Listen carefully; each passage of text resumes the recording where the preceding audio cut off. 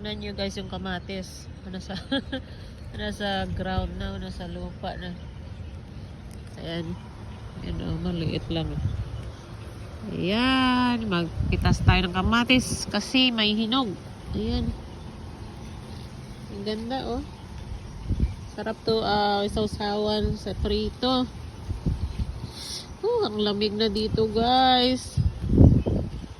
Malamig na. Ayan guys, oh, yung pinapahinog kong okra, oh.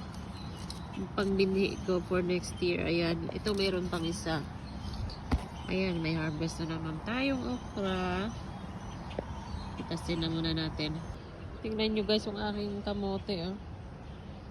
Ayan, oh. Magkuhan ako ng talbos. Mitas tayo ng talbos. Ayan. Diba? Ang dami. Gumapang ng gumapang. Libre na ng gulay. Tingnan nyo guys yung talo. Ang laki. Grabe eh. Pag ganyan kalaki ang... Pag ganyan kalaki.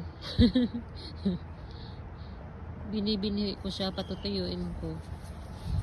Para sa next year ay pangtanim tayo. Ayan guys, oh, magpitas tayo ng sili, oh. Ayan, magulang na. Ayan, ang daming bunga. Ayan.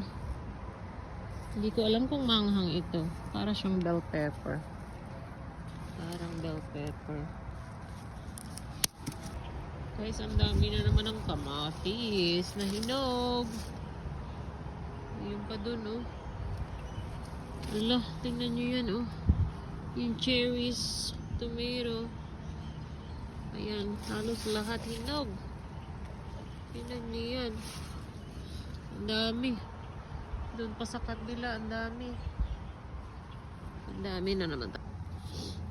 Mitas tayo ng sitaw guys. Ayan. Ayan oh. Ayan, marami na naman gulay tayo. Sitaw, ayan.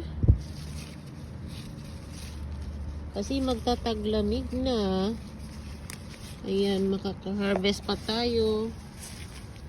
Hindi siya sobrang dami, pero ayan, meron. At least meron pa pang sahog sa ating gulay. Ayan. Ayan, oh, marami pang maliliit. Ito. Ayan, ang dami. Halo-halo na sitaw, mga sili, kamatis. Ayan, may squash tayo. Ang dami ng kamatis. Oh, may talbos.